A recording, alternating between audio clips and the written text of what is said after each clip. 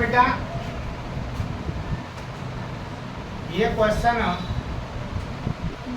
Exercise 9D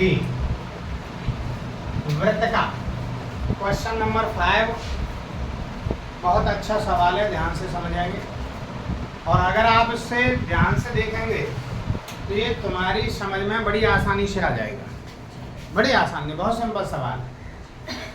देखिए ये figure दे रखा है आपको, ये वैल्यू दे रखी है।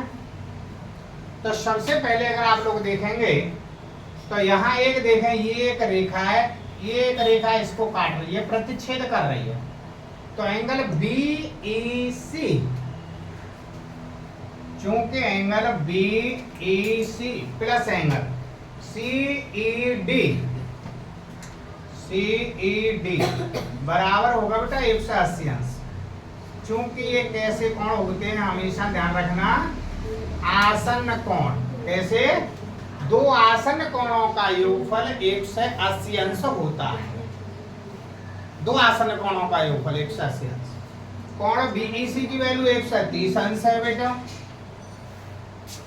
कोण CED बेटा निकालेंगे हम लोग,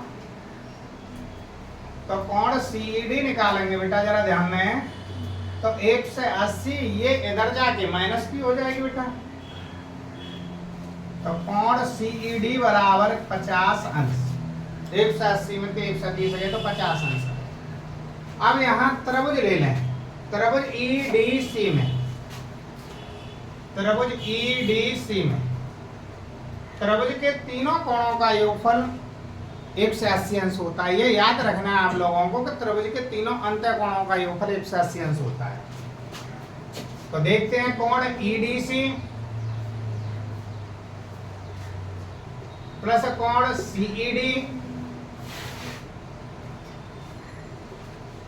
प्लस कोण ECD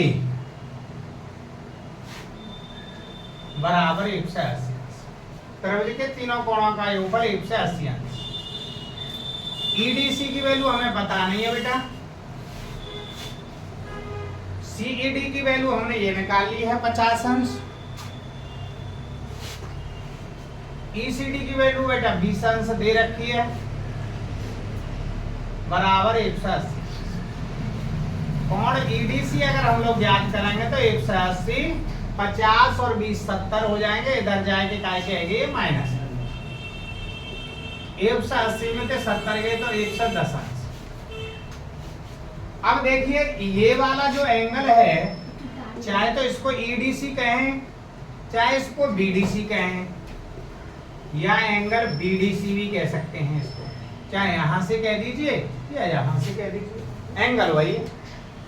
अब देखें एंगल BDC बराबर एंगल BAC के होगा, क्योंकि ये वाला एंगल और ये वाले एंगल दोनों एक ही वृत्तखंड के कोण हैं।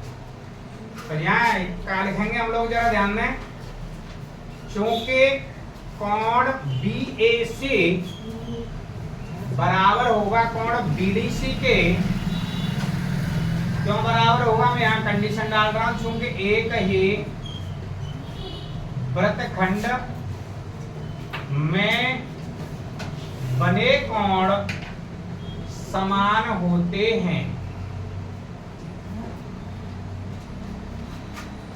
इसलिए कोण BAC बराबर जो BDC का मान है वही BAC का होगा 110 अंश।